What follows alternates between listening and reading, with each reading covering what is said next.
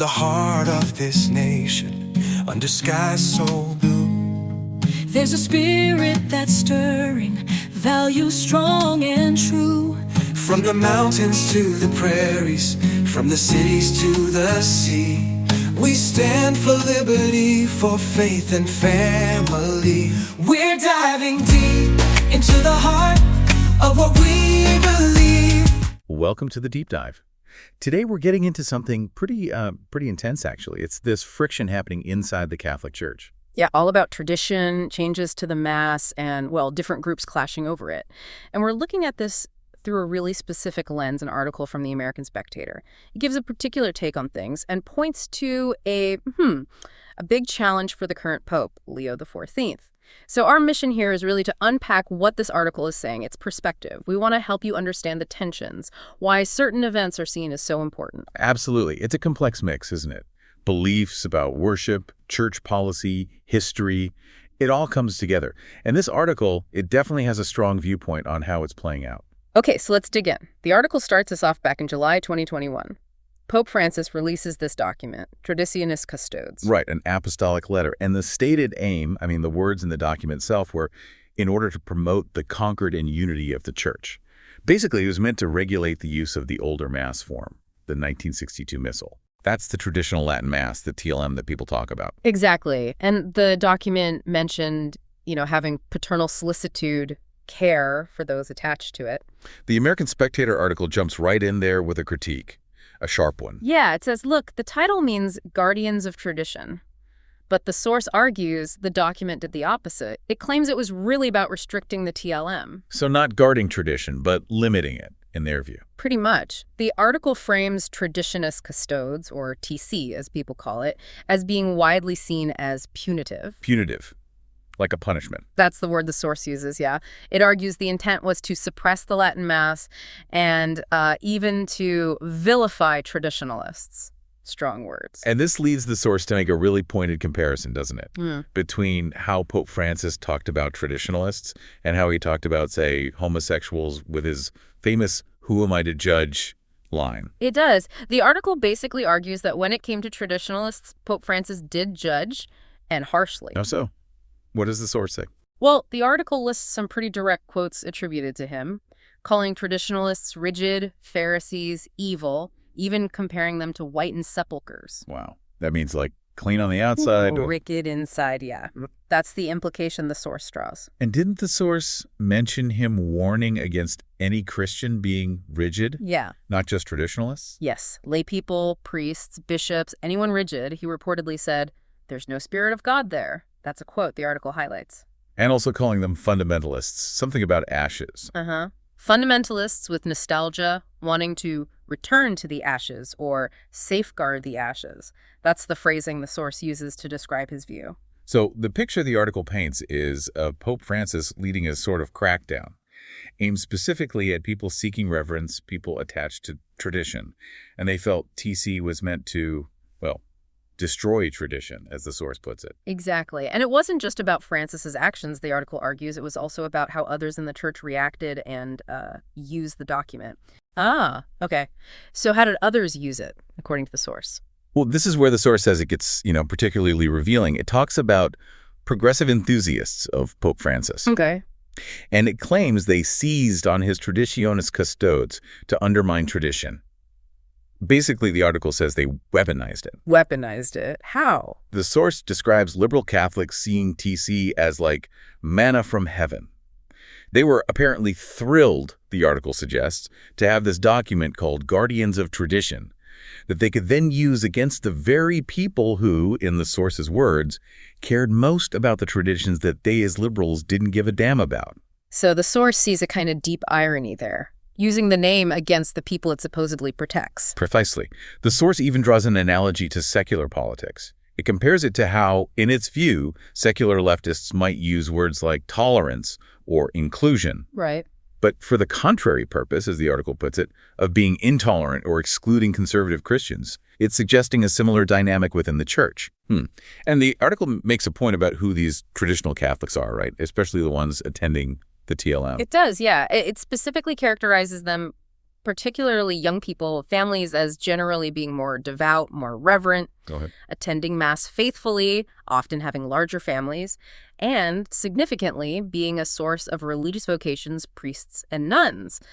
The article sort of contrasts this with, well, what it implies are more liberal or maybe just less engaged Catholics. And the source argues that these traditional Catholics, the ones feeling targeted, were particularly upset about things they saw happening in the regular non-Latin masses, the Novus Ordo. Exactly. Right. What the article calls perceived abuses and disrespect in the liturgy, that apparently especially infuriated them. Does the source give examples? Oh, yeah. Some pretty vivid ones. It mentions what it calls clown show examples. Like what? Like a German church supposedly having a chicken dance during communion, a mass in Paris where the source questions if the consecration was even valid because of how the priest acted, Wow. and an Indiana church described with like women snapping fingers, moving to loud music. The article mentions maracas and electric guitars and obnoxiously loud drums.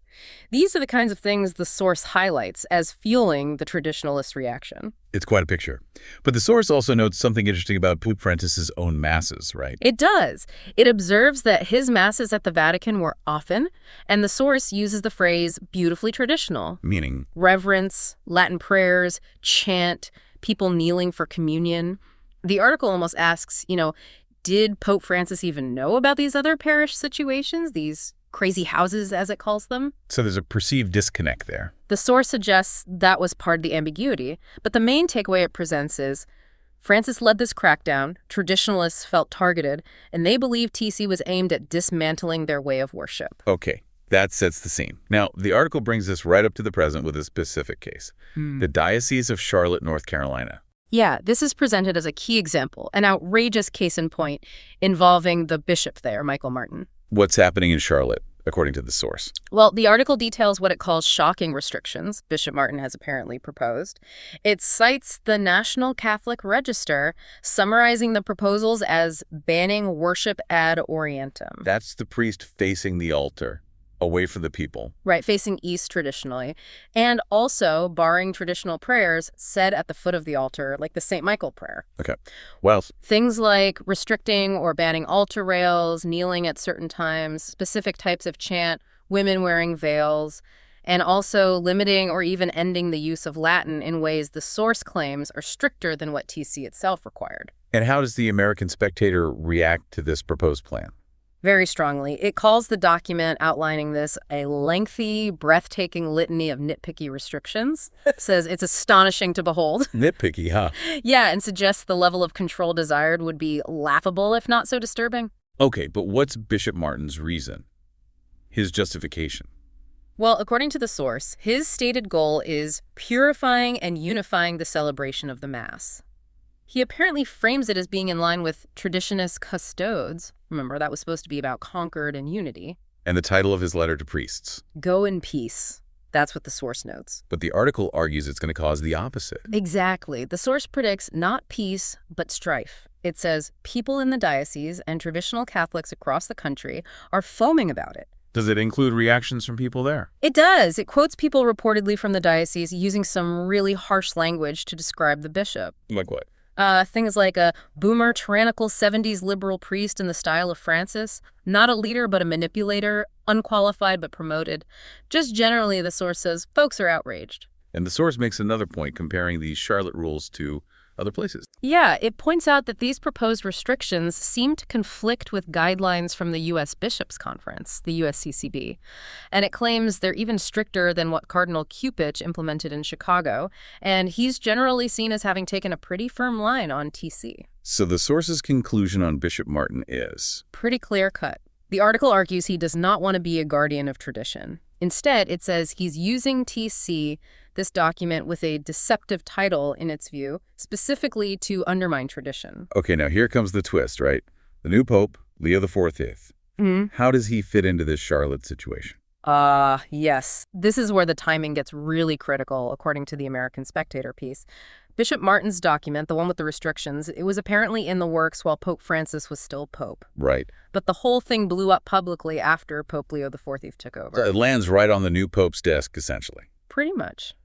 The source frames it as a direct challenge to Leo XIV. It argues this case basically forces his hand, makes him deal with this liturgical conflict right at the start of his papacy. And the source quotes another outlet calling it the first major liturgical dispute of his reign. Yeah, the National Catholic Register, making Charlotte a kind of test case, the article suggests, for how Pope Leo will handle the TLM and the standard liturgy debates going forward. But then there's this meeting that complicates things. Exactly. The plot thickens, as the source puts it. It reports that Bishop Martin actually met with Cardinal Robert Francis Prevost, who is now Pope Leo XIV in Rome, for about an hour. When was this meeting?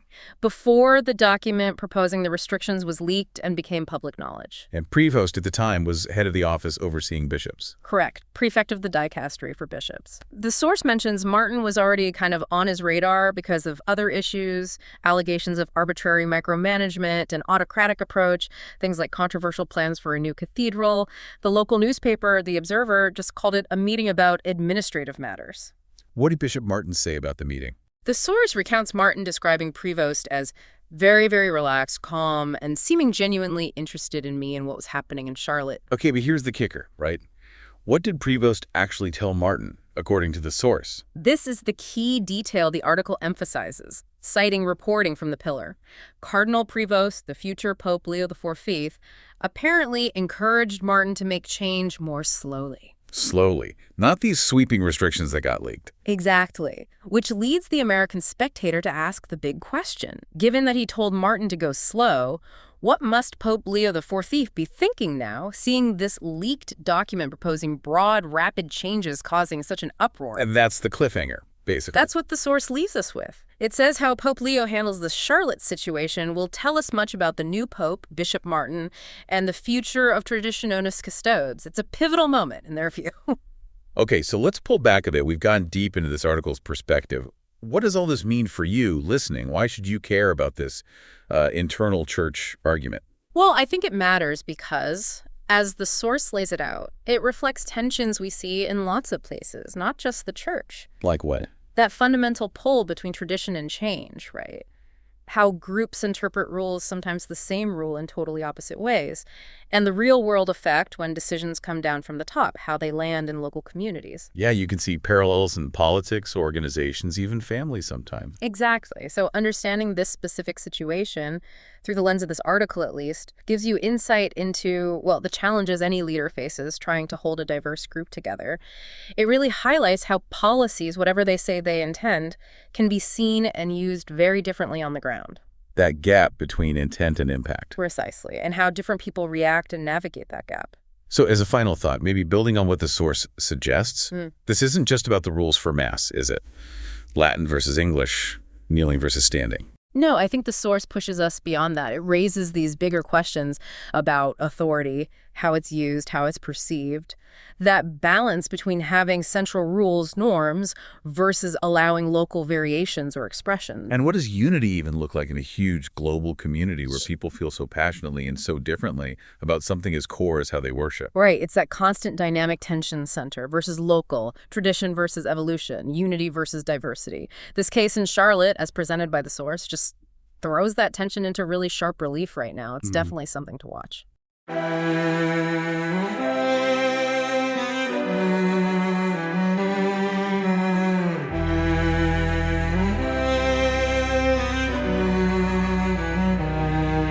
In the heart of this nation, under skies so blue, there's a spirit that's stirring, values strong and true. From the mountains to the prairies, from the cities to the sea, we stand for liberty, for faith and family. We're diving deep into the